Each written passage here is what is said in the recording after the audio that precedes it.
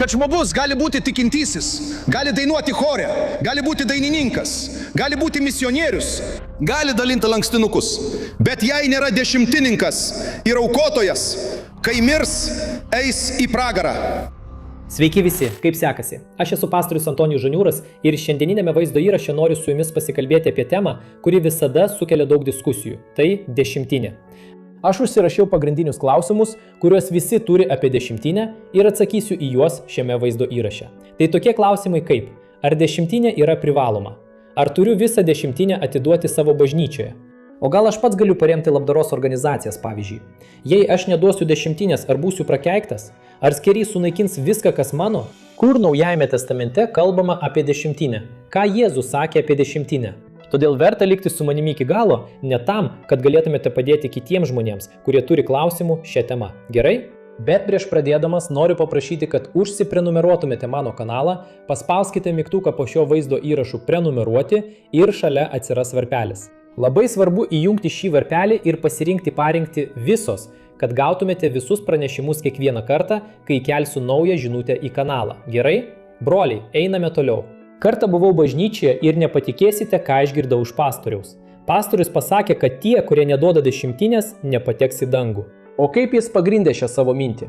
Jis pacitavo ištrauką iš Malachijo knygos, kur sakoma, kad Izraelio tauta vagia iš Dievo, nes jie neduoda dešimtinės. Ir tada jis sujungė tai su kita Naujojo testamento ištrauka, kur sakoma, kad vagis nepaveldės Dievo karalystės. Tada jis pasakė, kad jei tu neduodi dešimtinės, tu vagiesi, o vagis nepaveldės Dievo karalystės. Tik tai yra erezija, nes jis paėmė dvi ištraukas iš jų pirminio konteksto ir pritaikė jas šiandienai.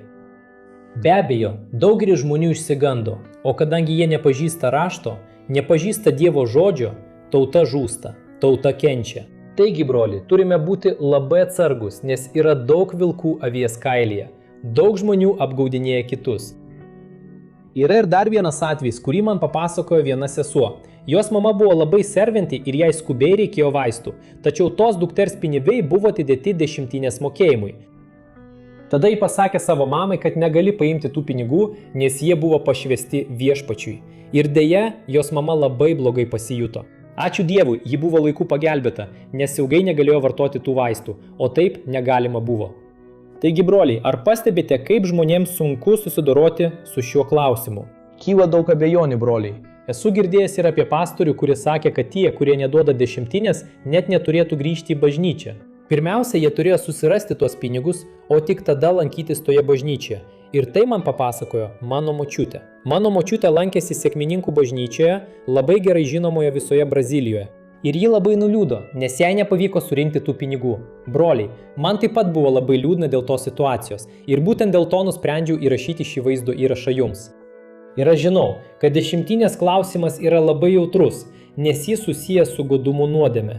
Tiek iš godžių žmonių pusės, kurie moko neteisingų dalykų, kad užsidirbtų pinigų iš bažnyčios narių, taip pat ir iš godžių žmonių pusės, kurie ieško pasiteisinimų, kad nieko neprisidėtų prie bažnyčios ir dėl to nesijaustų kalti. Taigi šis vaizdo įrašas skirtas mums visiems ir aš dabar pradėsiu aiškinti.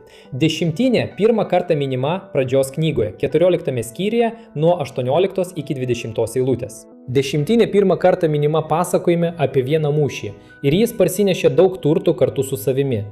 Tada jis susitiko su karaliumi ir kunigu Melkizedeku, kuris palaimino Abraomą, o po to Abraomas pajuto norą atiduoti dešimtinę iš visko, ką jis buvo laimėjęs mūšyje. Ši praktika, be abejonės, buvo labai įprasta Abraomo laikais. Todėl Mozė, kuris parašė pradžios knygą, daug neaiškina, iš kur Abraomas gavo šią idėją, nes Melchizedekas to iš jo neprašė. Ir po to mes matysime dešimtinę atsirandančią Jokūbo laikais. Biblija sako, kad Jokūbas bėgo nuo savo brolio po to, kai apgavo savo brolį. Tada jis regėjo, kaip angelai iš dangaus leidosi į žemę.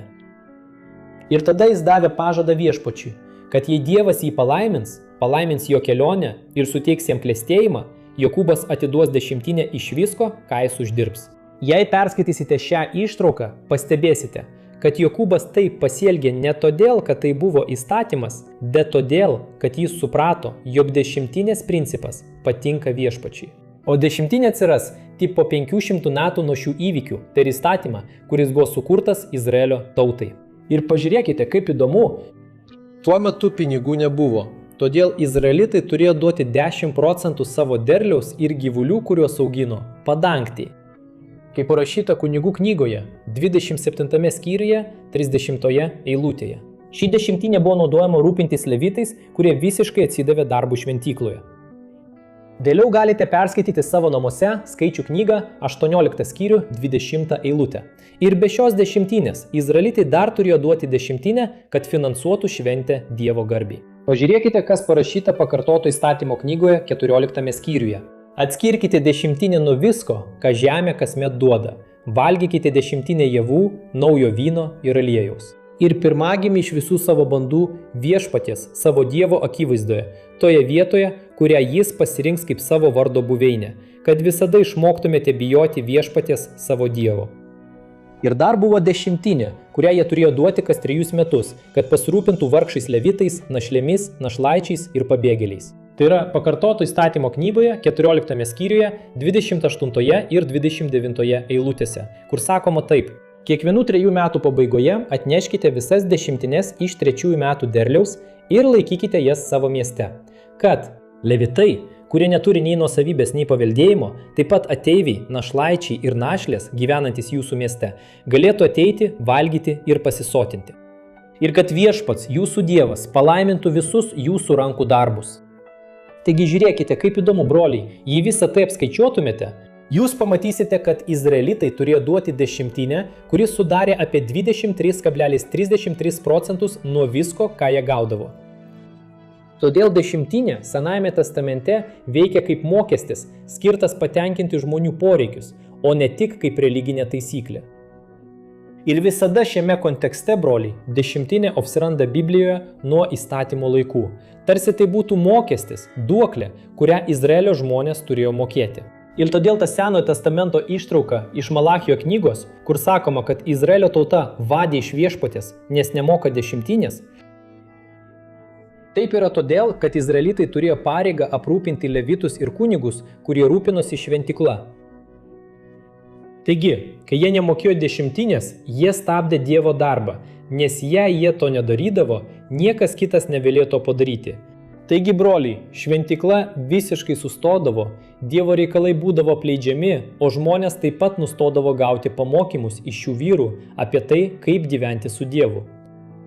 Ir dėl to jie grįždavo prie savo nuodėmingo gyvenimo ir patirdavo prakeikimus. Dalykai nesisekdavo. Ir pats Dievas sako, kad jie sėdavo, bet atrodydavo, kad derliaus nesulaukia. Jie rinkdavo pinigus, bet atrodydavo, kad juos deda į skylėtą maišą.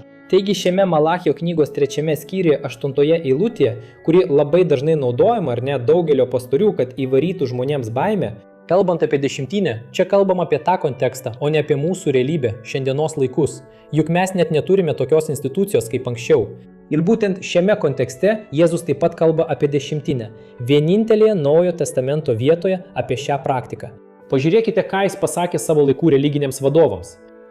Vargas jums, įstatymo mokytojai ir fariziejai, veidmainiai, jūs duodate dešimtinę nuo mėtos, nuo krapų ir kmynų, bet apleidote svarbiausius įstatymų įsakymus – teisingumą, gailestingumą ir ištikimybę.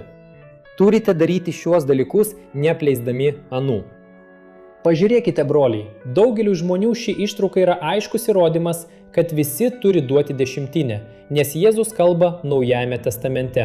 Tačiau turime suprasti vieną labai svarbų dalyką, kurį mažai kas žino. Kai Kristus pasakė, kad tie žmonės turi paklūsti įstatymui, tai todėl, kad Jėzus buvo žydas. Jėzus gimė pavaldus Mozės įstatymui, kaip parašyta laiške Galatams 4 skyriuje 4 eilutėje. Ir būtent todėl Jėzus gyveno pagal įstatymą. Bet atkreipkite dėmesį tai, ką jis pasakė Mato Evangelijos 5 skyriuje 17 ir 18 eilutėse. Atkreipkite dėmesį. Nemanokite, kad atėjau panaikinti įstatymo ar pranašų. Neatėjau panaikinti, bet įvykdyti. Sakau jums tiesą, kol egzistuos dangus ir žemė, ne mažiausia raidė ar brūkšnelis neišnyks iš įstatymo, kol viskas neįvyks. Taigi, broliai, Jėzus aiškiai pasakė, kad įstatymas turi būti vykdomas net ir jo tarnystės metu, nes jei jis pažeistų įstatymą, tuomet jis būtų nusidėjėlis, kaip aš, kaip tu, kaip bet kuris žmogus. Ir taip jis neįvykdytų savo misijos čia žemėje, kurios tikslas buvo išlaisvinti žmogų iš nuodėmės. Ir iš tiesų, Biblija sako, kad Jėzus įvykdė visą įstatymą. Velnias norėjo, kad Jėzus nusidėtų bent viename įstatymo punkte ir tada jis būtų nusidėlis kaip kiekvienas iš mūsų. Tačiau Jėzus buvo vienintelis žmogus, kuriam pavyko įvykdyti visą įstatymą. Jis buvo apipjaustytas. 8 dieną jis buvo pristatytas sinagogoje. Jis pradėjo savo kunigystę būdamas 30 metų ir jis padarė viską, ką įstatymas įsakė.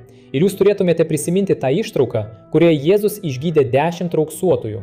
Biblija sako, kad tik vienas iš jų sugrįžo padėkoti. Ir kai šis žmogus sugrįžo ir pagarbino viešpatį už šį stebuklą, Jėzus liepė jam nueiti pas kunigą ir atnešti jam auką, kurią Mozė įsakė kunigų knygoje, 14 skyriuje. O šiandien, ar kai kas nors gauna išgydymą, jis turi nueiti pas kunigą ir atnešti jam auką kaip padėką už šį stebuklą? Žinoma, kad ne. Todėl, mano broliai, labai svarbu suprasti, kad naujoji sandora prasidėjo ne Jėzaus gimimu, bet nuo jo mirties. Paliksiu keletą ištraukų, kad galėtum pamatyti, jog tai yra tiesa. Naujoji sandora prasidėjo tik po to, kai Jėzus mirė ir prisikėlė. Ir taip jis atidavė savo dvasią. Uždanga perplyšo ir tada prasidėjo naujas žmonijos etapas. Ten užbaigiant visas Mozės nuostatas ir įvedant išganymo evangeliją. Per Kristaus prisikėlimą. Amen. Taigi, mano broliai, iki šiol jau atsakiau į keletą klausimų. Jūs nebūsite prakeikti, jei netiduosite savo dešimtinės. Taip pat neturite pareigos duoti dešimtinės, tarsi tai būtų mokestis, kad prisidėtumėte prie padanties ar šventyklos išlaikymo, nes tai jau nebėra bažnyčios realybės dalis. Pirmiausia, jei būtų taip, jums nereikėtų duoti tik 10%, bet turėtumėte atiduoti vidutiniškai apie 23% savo pajamų. Ir aš manau, kad tai būtų per sunku daugeliu žmonių. Ir tai buvo skirta padėti tai sistemai, kuri veikia Senojo testamento laikais ir kuri jau nebėra mūsų šiandienos realybė. Bet likite su manimi iki galo, nes aš paaiškinsiu dar keletą labai svarbių dalykų ir pasidalinsiu savo nuomonę, parodysiu, kaip aš elgiuosi šiuo klausimu. Jei skaitysite Naująjį testamentą, pamatysite, kad po Jėzaus prisikėlimo nebuvo jokio įsakymo, jokios eilutės, kurioje būtų sakoma, kad turite duoti dešimtinę, kuri sudaro 10%, bet sakoma, kad turite aukoti tiek, kiek pats nusprendėte. Savo širdyje, tai parašyta 2 laiške Korintiečiams 9 skyriuje, noriu jums perskaityti, ką pasakė apaštalas Paulius. Kiekvienas tai aukoja, kaip yra nusprendęs savo širdyje, neliūdėdamas ar iš prievartos, nes Dievas myli linksmą davėją. Amen. Pažiūrėkite, broliai. Apaštalai suprato, kad naujojoje sandoroje krikščionys turėtų gyventi remdamiesi dosnumu, o ne kaip pareiga, tarsi tai būtų mokesčio mokėjimas. Kaip ir Abraomas, kuris kai davė dešimtinę Melchizedekui, tai darė ne dėl įstatymo ar prievartos, bet norėdamas pagerbti ir padėkoti viešpačiui. Dievas myli tuos, kurie duoda su džiaugsmu, o ne tuos, kurie tai daro iš pareigos ar bijodami būti prakeikti. Taigi tikras krikščionis turi būti atpažįstamas pagal savo meilę, dosnumą, tikėjimą, paklusnumą, nes jis pripažįsta, kad Dievas yra jo aprūpintojas. Ir dėl to jis nori padėti Dievo darbui, matyti, kaip Dievo karalystė plečiasi, pasiekia daugiau žmonių per evangelizaciją ir socialinę pagalbą. Ir pavyzdžiui, Korinto bažnyčioje apaštalas Paulius sakė, kad krikščionys turėtų atidėti dalį savo pajamų, kad padėtų bažnyčiai. Pažiūrėkite, kas parašyta 1 laiške Korintiečiams 16 skyriuje. Dėl aukos Dievo tautai darykite taip, kaip aš nurodžiau Galatijos bažnyčiams. Pirmąją savaitės dieną kiekvienas iš jūsų atidėkite tam tikrą sumą pagal savo pajamas, kad nereikėtų rinkti aukų, kai aš atvyksiu. Pažiūrėkite į tai, broliai, ir gerai įsidėmėkite, ką jis pasakė – pagal savo pajamas. Daugelis žmonių klausia, ar Biblijoje, Naujajame testamente kalbama apie 10%, bet kaip jau sakiau, bažnyčia apie tai nieko nesako. Bažnyčia paprasčiausiai perėmė 10% iš Senojo testamento ir nustatė tai kaip minimalų rekomenduojamą krikščionio aukojimą. Aš pats, broliai, buvau labai palaimintas, kai pradėjau duoti dešimtinę, kaip padėką Dievui už tai, kad jis patenkina mano poreikius. Tai buvo sprendimas, kurį priėmiau kartu su savo žmona ir dėl to jaučiuosi labai gerai. Aš žinau, kad daugelis žmonių galbūt gali kritikuoti, bet aš šlovinu Dievą už galimybę, už privilegiją galėti padėti Dievo darbui su savo 10%. Ir aš taip pat matau tai kaip savidisciplinos formą, nes tam tikrus savo gyvenimo laikotarpiu nusprendžiau nenustatyti vertės, procentinės dalies Bet aš supratau, broliai, kad galiausiai nelabai padėdavau, nes laukdavau, kol atsiras kokia nors proga, kas nors, kam reikės pagalbos. Tai buvo laikotarpis, kai gyvenau užsienyje ir nelankiau bažnyčios, todėl supratau, kad tai man nebuvo gerai. O kai vėl pradėjau duoti dešimtinę, jaučiausi labai gerai. Ir iki šiol esu labai dėkingas Dievui, kad galiu padėti, prisidėti prie Dievo darbo. Broliai, turime būti labai atsargus dėl godumo nuodėmės. Negalime būti savanaudžiai ir niekada negalime nustoti prisidėti. Ir kaip moko Paulius, krikščionys neturėtų jaustis įpareigoti visada duoti 10%, bet turėtų aukoti pagal savo pajamas. Kartais tai reiškia duoti daugiau nei 10 dalį, kartais mažiau, jei neturite galimybių. Todėl kiekvienas turi melstis, prašyti Dievo išminties, kad galėtų aukoti geriausių būdų ir nebijotų būti prakeiktas, kad neužsitrauktų prakeikimo, kad naikintas ateis į tavo namus ir pavogs viską, ką turi. Taigi turime suprasti, kad tai yra Senojo testamento įstatymas ir dėja, broliai, žinau, kad daugeliu žmonių nepadeda.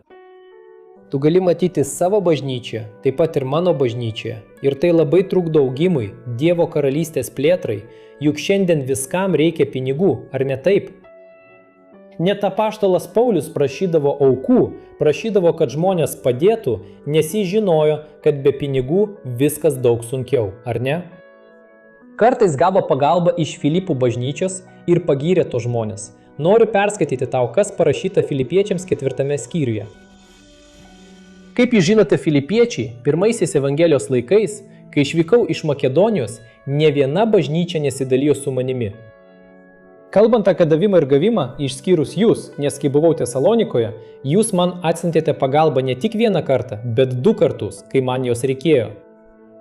Ne todėl, kad ieškočiau aukų, bet dėl to, kas gali būti įskaityta į jūsų sąskaitą. Aš gavau viską ir turiu daugiau nei pakankamai. Dabar esu visiškai aprūpintas, kai gavau iš Epafrodito jūsų atsiųstas dovanas. Tai malonaus kvapo auka, priimtinas ir Dievui patinkantis aukojimas. Mano Dievas patenkins visus jūsų poreikius pagal savo šlovingą turtą Kristuje Jėzuje.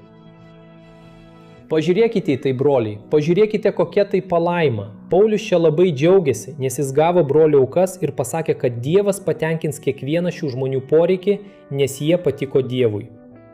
Žinoma, dešimtinės ir aukos davimas nėra garantija, kad tau nieko netrūks, gerai? Turiu tai pasakyti, nes daug žmonių ateina pas mane ir sako, pastoriau, aš esu ištikimas dešimtininkas, kodėl mano gyvenime viskas taip sunku? Kodėl man visada trūksta pinigų? Taigi, broliai, turime suprasti, kad dešimtinė nėra garantija, jog jūsų finansinė padėtis bus gera. Gerai? Turime gerai tvarkyti visą, ką Dievas mums duoda. Turime patys rūpinti savo pragyvenimu, nes pinigai neateis tiesiog į jūsų rankas. Taigi, turime dirbti, turime atlikti savo dalį. Gerai? O dabar atsakysiu keletą labai dažnai užduodamų klausimų, kuriuos man žmonės užduoda. Šiomis dienomis mano draugas manęs paklausė, pastoriau, aš nedaviau dešimtinės praėjusį mėnesį. O kaip dabar? Ar man reikės duoti dešimtinę kitą mėnesį, ar šį mėnesį kartu su ta dešimtinė, kurios nedaviau? Taigi, broliai, kaip jau sakiau, Naujajame testamente auka nėra mokesčio forma, bet meilės ir dosnumo veiksmas. Taigi, jei praėjusį mėnesį dėl kokios nors priežasties nepaaukojate, jūs niekam nesate skolingi. Svarbiausia, neprarasti įpročio aukoti. Gerai? Pavyzdžiui, Paulius nesakė bažnyčios broliams, kad jei jie nieko neduos, jie jam bus skolingi. Ne, jis tik pagyrė tuos brolius, kai jie jam padėjo. Ir dar vienas klausimas, kurį dažnai girdžiu žmonių, yra toks. Pastoriau, ar turiu viską atiduoti bažnyčiai, ar galiu savo dešimtinę paskirstyti taip, kaip man atrodo geriausia? Mano broliai, Naujajame testamente taip pat nekalbama apie konkrečią vietą, kur turite duoti, kaip buvo Senajame testamente. Aš manau, kad jei lankotės bažnyčioje, turite padėti. Taip, jūs naudojatės ta vieta, sėdite ant kėdės, kuri kainavo pinigus, esate vietoje, kur reikia mokėti už vandenį, už elektrą. Yra žmonių įsitraukusių į tą veiklą, todėl jūs tikrai turite padėti savo bažnyčiai. Bažnyčia taip pat turi mokėti atlyginimą pastoriui, kuris atsidavęs tarnystei, daugelis bažnyčių turi įvairių dirbančių tiesiogiai tarnystėje. Todėl aš tikrai pritariu, kad jūs padėtumėte savo bendruomeniai. Gerai. Aš žinau, kad galbūt daugelis žmonių sakys taip. Pastorau, Bet mano bažnyčioje žmonės nepadeda. Pastoriau. Aš jau analizavau, žmonės neužsiema labdaringa veikla. Bet ar tikrai žmonės, taip pat ir bažnyčia, to nedaro, todėl kad trūksta išteklių? Galbūt yra mažai išteklių? Taigi, tai klausimas, kurį turėtumėte apsvarstyti, gerai? O kalbant apie tai, kad atskirtumėte dalį savo dešimtinės, kad padėtumėte institucijoms ar stokojantiems žmonėms, manau, kad tame nėra nieko blogo. Svarbiausia yra jūsų širdies ketinimas. Kaip ir apaštalas Paulius sakė, kad kiekvienas turi duoti pagal tai, kaip nusprendė savo širdyje. Gerai, ar ne? Ir dar vienas klausimas, kurį man dažnai užduoda žmonės. Pastoriau, ar man reikia duoti dešimtinę nuo bruto ar nuo grinųjų padamų? Mano broli, jei žiūrėjai iki čia, tu matei, kad nėra nustatytos sumos, tu pats savo širdie nuspręsi, kaip nori prisidėti pagal savo galimybės. Tiek, kiek jauti džiaugsmą, dalyvaudamas tame, kad Dievas daro. Todėl patariu pirmiausia sumokėti savo darbuotojams ir padengti visas kitas įmonės išlaidas, nes tikrasis pelnas bus daug mažesnis nei bendra gauta suma. O jei tu atiduosi dešimtinę nuo visos sumos, gali net įsiskolinti ir yra žmonių, kurie, jei atiduotų 10, 15 ar 20% nuo to, ką gauna, jie neturėtų finansinių problemų. Ir leis man tą pasakyti vieną dalyką. Deja, dauguma žmonių, kurie užduoda tokius klausimus apie dešimtinę, ne todėl, kad jie nori duoti 10%, bet todėl, kad jie nori duoti mažiau, jie nori sutaupyti daugiau pinigų. Ir mes taip pat turime būti atsargus dėl to, nes Dievo darbas turi būti pirmoje vietoje. Mes turime teikti pirmenybę viešpaties reikalams. Nes turime suprasti, kad kai mes teikiame Dievui pirmenybę visose srityse, tai taip pat paliečia ir mūsų piniginę. Mes tikrai patinkame Dievui, nes Dievas mato mūsų širdies nusiteikimą. Amen. Deja, žmonės visada ieško būdo, kaip save pateisinti, nes jie nieko nepadeda. Ir turime prisiminti, kad mokinių laikais, pirmosiuose apaštalų darbų skyriuose, tie žmonės atiduodavo viską, ką turėjo. Kartais jie parduodavo savo turtą, jie buvo labai dosnūs ir niekas nesuko galvos dėl skaičiavimų. Nes jie jautė didžiulį norą dalyvauti kažkame, kas buvo daug didesnis už tai, ką jie turėjo. Ir Jėzus pasakė, kad kur yra tavo lobis, ten yra ir tavo širdis. Taigi, mano broli, jei tu vertini Dievo darbą ir žmonės, kurie jame dirba, gali būti tikras, tu būsi labai laimingas. Dievas patenkins tavo poreikius, nes Dievas gerbia tuos, kurie gerbia jį.